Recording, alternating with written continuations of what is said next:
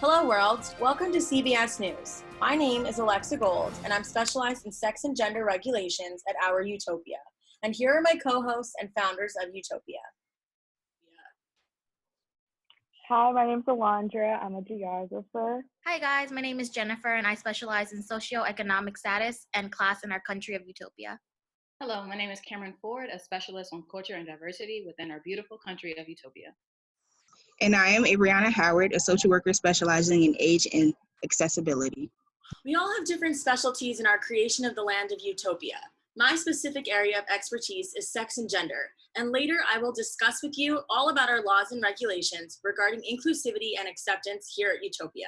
Now I'm going to swing it over to Alondra, who's currently in the beautiful sunny weather in spring. Thank you, Alexa. So yes, I'm currently outside my house, very nice and sunny, 87 degrees, could not be anything more than that. Once again, I'm the geographer of this wonderful place. Right now, you can locate me in one of the 4 seasons we have here, which is summer, spring, fall, and winter. Not everyone loves the warmth, and that's why we are here and fortunate enough to reside where we feel best and strive. Not only do we strive, but also our goods and services surrounding us both in fresh and salt water, in which we take good care in order for our home to last generations. To keep our place as safe and lively as possible, we ask those who live here to respect and cherish it. There are rules in which are in place, so if broken, there will be some consequences. Thanks for listening to me, and now Cameron, our philanthropist, will speak upon our strive and diversity within our Utopia. Good morning, all. Have you ever felt infringed upon within your own country on the basis of what you could or could not practice?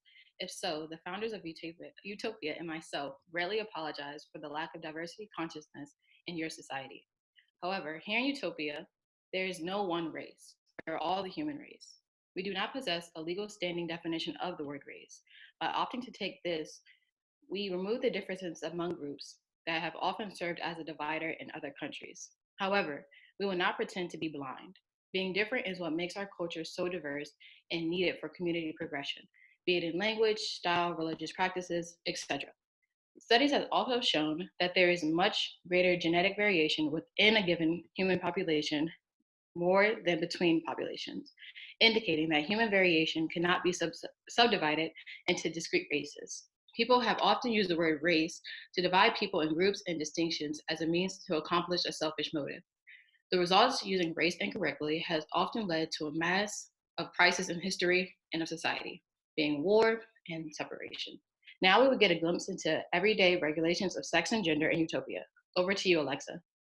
Hi guys, I'm here to talk to you all about our utopian regulations regarding sex and gender. At the end of the day, we all belong to one human race. And by opting to this way of thinking, we're removing the standard of male and female genders as the standard norm. We're also incorporating genders such as pangender, bigender, genderqueer, androgyne, and differently gendered to the mix. We choose to include all genders outside the realm of just male and female because according to SHEER of 2020, transgender people have had to face numerous challenges as members of a historically marginalized and stigmatized group of people. But being different is what makes our culture so diverse. Our mission is full inclusion and adaptive assimilation into others' differences. We're trying to make everyone feel welcome. In the Utopian Handbook and brochure, we offer definitional terms of different genders and sexes, as well as rules regarding inclusivity. Here in our Utopia, we strive for full inclusion, where people are not to be judged or stereotyped for anything that has no relation abiding to the code of utopian law. And people have free will to have intimate relations with other people, animals, or things, as long as there's mutual consent. I'm now going to swing this over to Abby, who's going Thank you, Alexa. Here in Utopia, we have a few regulations surrounding age and accessibility. First, we do not condone ageism here in any shape or form. We take each person's life seriously. This is why we try to provide nothing but the best to our citizens of all ages. Secondly, with our country having healthy habits of our life expectancy is longer. In order to help increase life satisfaction for our citizens, who live longer lives, we have reduced the retirement age to 45 years old.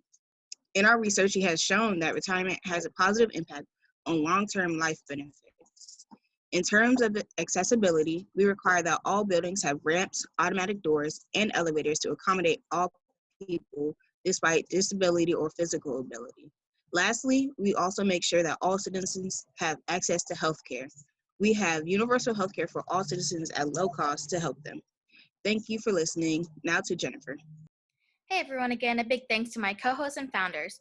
Here, we strive to please our citizens and make sure everyone has a voice. In Utopia, socioeconomic status and class do not exist because at the end of the day, we all belong to the human race. For years, classism and money were what determined our worth, but not here in Utopia. Here, everyone is worthy. People cannot bribe or be swayed by someone of higher status or money anymore because class does not exist. Equality is our quota, so there is no way to gain a high socioeconomic status or class. There's no currency, but rather the point system in which everyone has the opportunity to gain more by working. Work is available for everyone, and everyone has the option to not work and live off the points they get every day. Our point system is determined through good deed and intent of that deed, so say goodbye to cash and hello to points.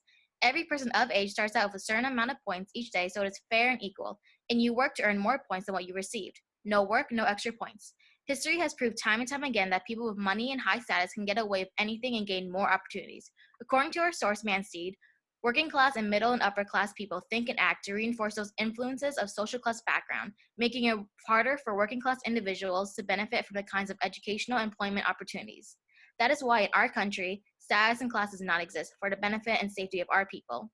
Here's a brief interview of a future resident of Utopia and their views on what it would be like for them.